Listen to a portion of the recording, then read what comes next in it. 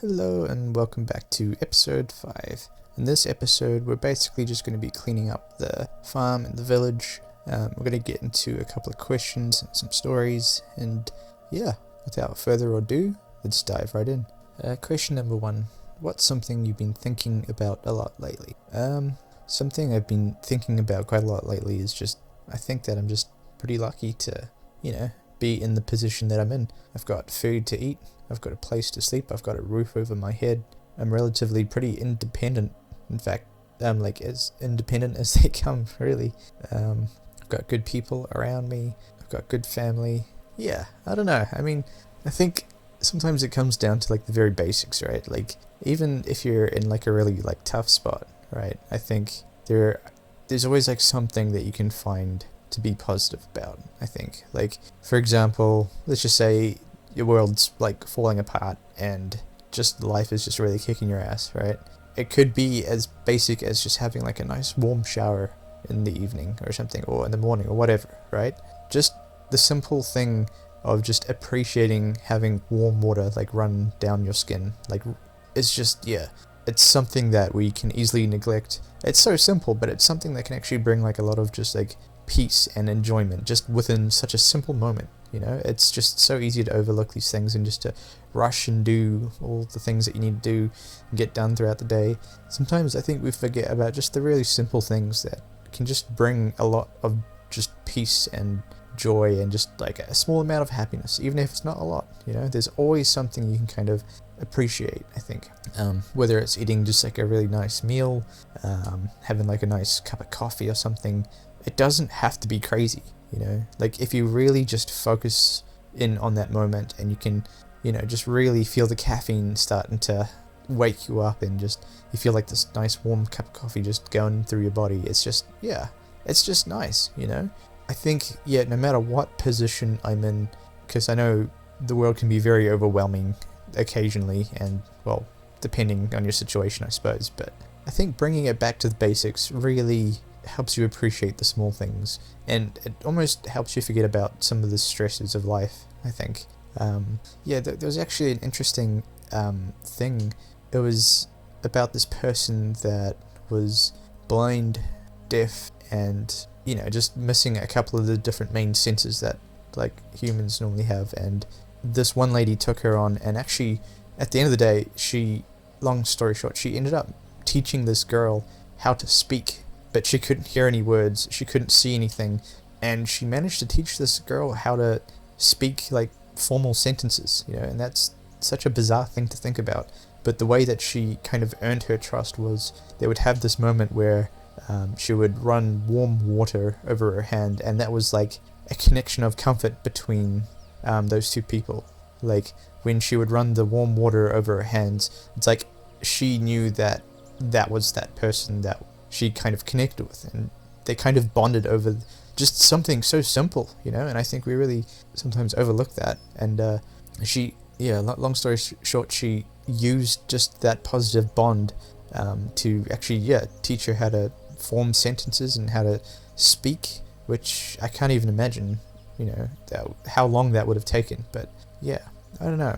I think that's a really interesting thing that, was managed, that person managed to figure out. I don't know, I think that's quite an interesting story, that one.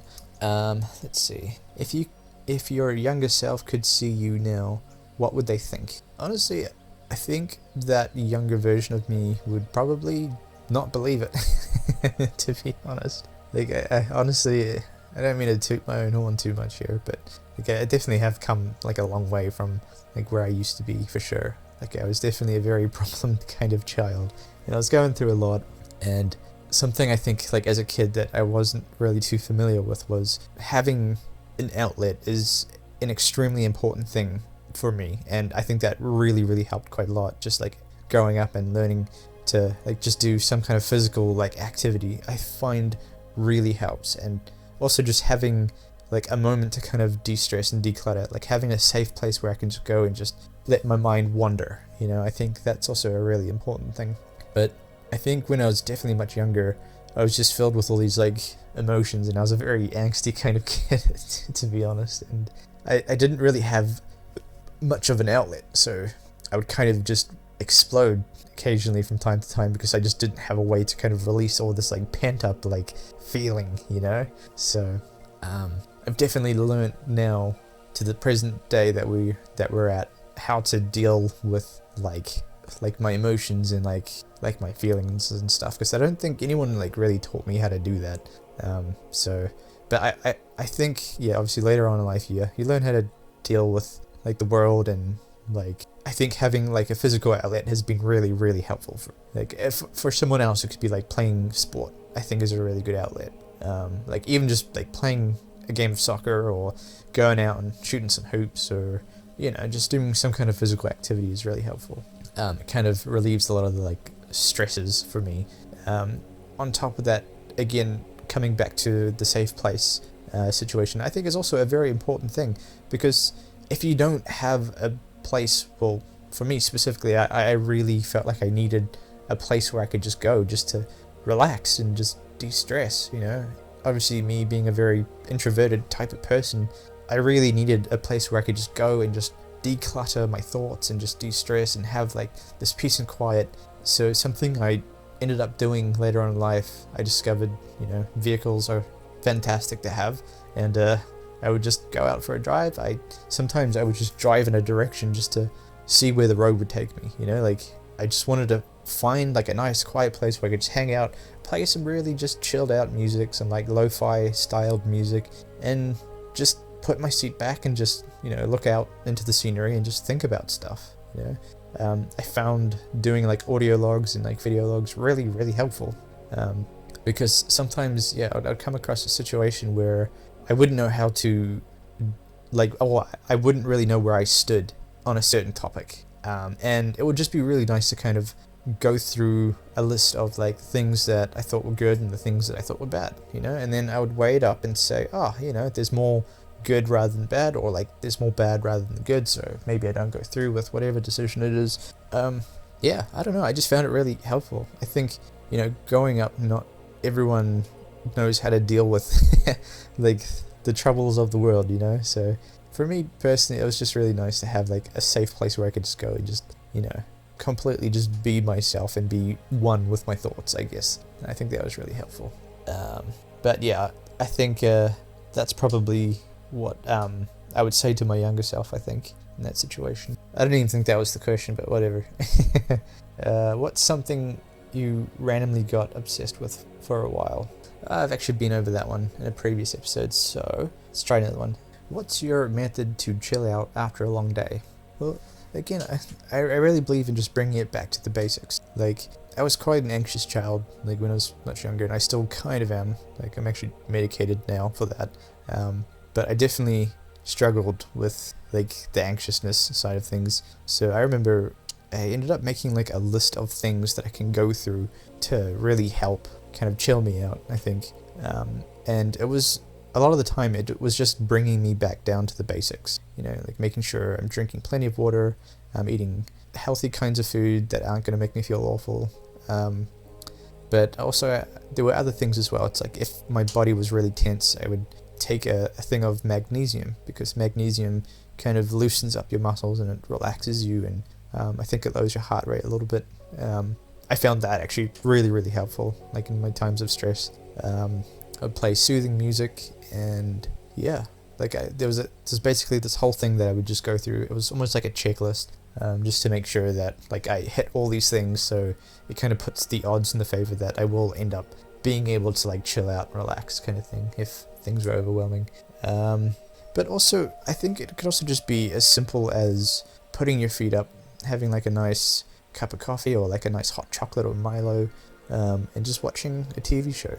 Like, that's perfectly fine in terms of recharging, as long as it's not like maybe not like a horror movie, or don't play like any horror games or whatever, because that'll probably do the opposite. But you know, just finding a moment of comfort, like wrap yourself in a blanket if it's a cold day and just put your feet up and relax and just watch some very light-hearted stuff. I think even something as simple as that can go a really, really long way of kind of de-stressing you at the end of the day. I think it's just such a simple thing, but I think it's very effective. It's very simple. There's a reason why a lot of people just end up doing that, because it's a pretty good way to recharge, you know. the next one is, what's a piece of advice you didn't get when you needed it? Something that helped a lot, I think, for me personally, would be a saying, like, I wish someone said to me, like, it's okay not to feel okay within this moment, you know? I think, you know, like, I think sometimes as a kid when I was, like, way too overwhelmed with lots of things, I'd just feel like a little bit of, like, a screw up and like, oh man, I can't do anything right, and it's all useless, and I'm just fed up and stressed out and whatnot. And that's totally fine to be in that position. There's nothing wrong with, like, feeling that way, you know? It's just important to figure out how to deal with that and find a healthy, constructive way to process that. So yeah, just not being okay, like, I think it's okay not to be okay, as long as you kind of find a way to bring yourself back and you have, like, some kind of process or a list of things you can go through that can kind of bring you back to that, I think. But something I've recently been learning about, specifically this year, is probably more about, like, patience. Is a very important thing that I've been kind of thinking and appreciating a lot more, because I'm pretty sure I've got, like, the discipline thing and the consistency thing down, but I think I was just also a very impatient person at certain times, so that's also been a really helpful thing that I've been going through, because, you know, sometimes I would forget about all the progress that I have made, and again, that goes into, I think I've talked about this previously, is like breaking it down into steps, right? So instead of creating, like, a really insane, unrealistic kind of goal, or maybe it's realistic and it's something you want to achieve, but just having, like, you know, from point A to point B is kind of insane, like, especially if it's a really, like, intense goal. I find, like, breaking it up into, like, milestones is very, very helpful. And then it's also important to celebrate those milestones once you hit that milestone, instead of, like, never achieving this one thing that you actually are making progress with, but it doesn't feel like it because, yeah, you've just got this huge jump in terms of, like, the end goal. So I think breaking it up into smaller, more digestible milestones is good. But yeah. Next one is, what's something really small that always makes you happy? If I'm honest, that's a pretty easy one. We have a little fluff ball with legs that walks around the house and is just adorable. Yeah, so we've got a flat cat, and she's kind of like a turtle shell cat, so she's got, like, dark colors and like brownish blondie colors, and it's kind of really cute. She's got, like, little white mittens, like little white socks on her paws, and also, like, by her nose, and she's got, like, a little white chest area as well. And honestly, she's just the coolest thing ever, man. Like, whenever I walk into a room that she's in, she just, like, gets up and she's, like, excited to see me, and she's like, yeah, because I think she knows she's gonna get pats. Like, yeah, pats, and she just wants to hang out and just chill and be comfortable around you. And I don't know, honestly, that little fur ball melts my heart. Like, yeah, I don't know, she's just adorable. Yeah, okay, this is a pretty good one. What's the most random thing you've ever Googled late at night? I'm not even kidding, man. Like, this was yesterday. Because every time, sometimes you know, when you stand up too fast and it's really hot, that you get a little bit lightheaded. It's kind of embarrassing, but, like, I found, like, squeezing your bum muscles stops you from becoming dizzy and lightheadedness. Like, I think I heard it on TikTok or something. I don't know where I got it from. Maybe I just figured it out. I'm not too sure, but I had to finally come to the conclusion of, like, you know, is this something that actually does work? And because I believe that it did, and, like, you know, like, why does it work, kind of thing. But yeah, apparently that's, like, a pretty weird thing that you can do. Like, if you're ever lightheaded, just tense your bum and, like, your leg muscles and stuff. Apparently it does actually, like, push a bunch of blood back into your brain. You don't really feel, like, as lightheaded, or it stops it from happening or something. Yeah, prove me wrong, you know. Like, it sounds weird, but, you know, I encourage you to prove me wrong. Let's see. Here's a good one. What's something people always get wrong about you? So something interesting that I found while I was working in retail is, like, I don't know, I try to be a kind-hearted person, and I try to be nice to people, because, again, you don't really know what people are going through, and, you know, I feel like the world could just be a better place if You know, I try to be nice to people and, you know, brighten up someone's day if I can, you know, like I really think that's a good thing. But I think it was very interesting because I found that people would sometimes try to take advantage of that by thinking that my kindness was like a weakness that they could take advantage of. And don't get me wrong, I definitely learned this the hard way, for sure. Like people would just have like this expectation of me to just do something because no one else would do it, or you know, they would argue a certain point because they think that I would just kind of fold and cave in and just do the thing that they want me to do. But you know, like I've been through a lot of things in my life and I'm not very easily manipulated, and I think people don't get that when they first like meet me, or I think that's something that people misunderstand. It's like, I don't have to be nice to you. I don't feel an obligation to, you know, try be encouraging and, you know, like kind-hearted and whatnot. Like if you're gonna be like a bit of an asshole, like I don't necessarily have to be nice to you back. You know, like I am gonna turn you down, I am gonna disagree, I am gonna push my point kind of thing.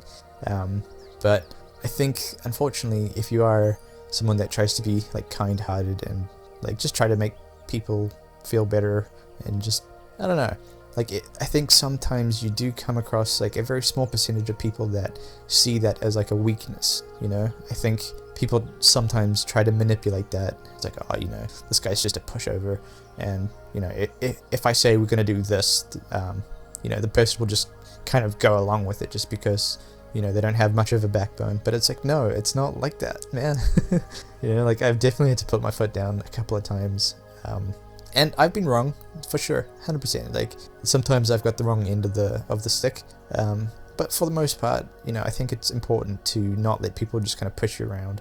Especially when it comes into like a bullying situation. I think it's really important to be able to stand up for yourself and have a bit of a backbone, because the thing is, if you don't, and if they get away with it, they will continue to keep coming at you from that angle, I think. So, yeah. And I know if you're not the most, you know, enforcing kind of person, it can be a bit difficult and it's against your nature.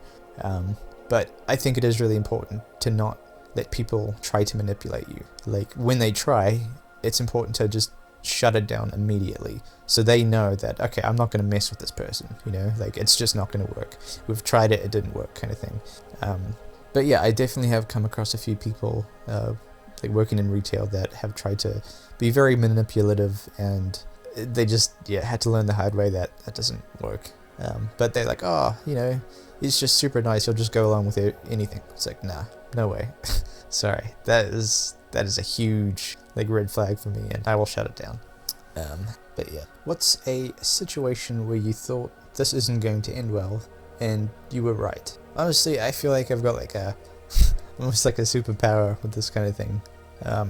Just because I've been through so many different types of lessons, and sometimes you can see people also going through like a similar thing that you've been through, or like even the same thing that you've been through.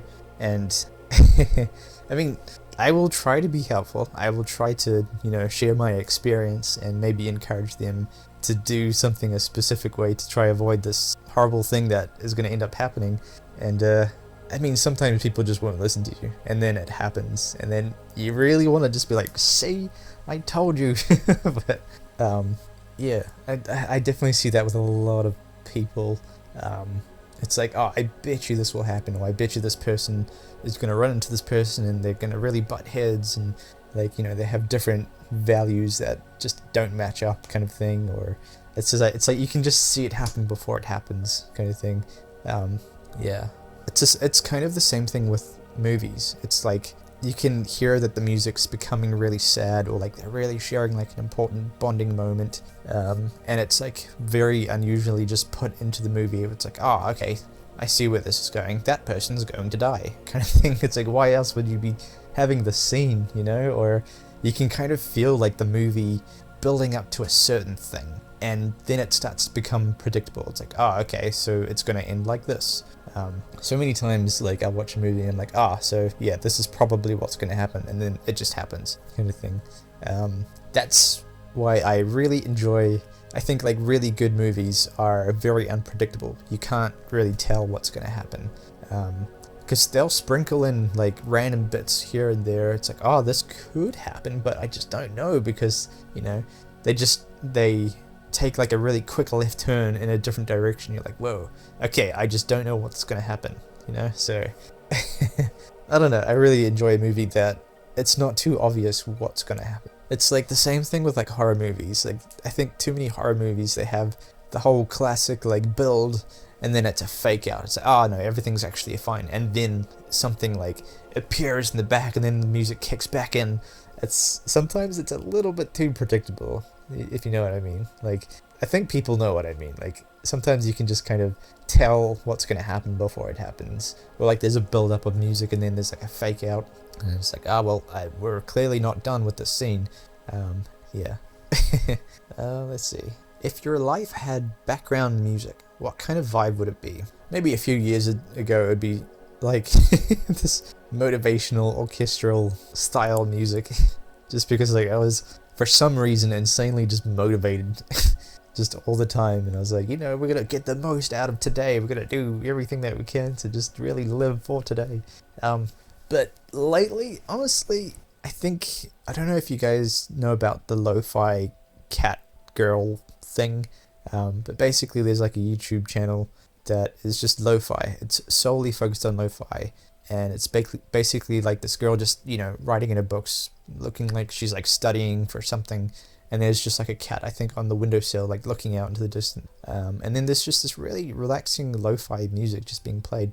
I think it's really helpful for like studying or that kind of thing, but nowadays that's kind of just what I think would be playing in the background of my life. Like, if there could be any kind of like type of music, I think that would probably, yeah. I don't know, I think it fits pretty well with like the lifestyle, I think. And that appears to be the last of our questions. Yeah. If you've made it this far, I just want to say thank you so much. I really appreciate you just hanging out with me and just listening to my rambles. I hope you're having a good day, and I'll hopefully see you in the next episode. Cheers.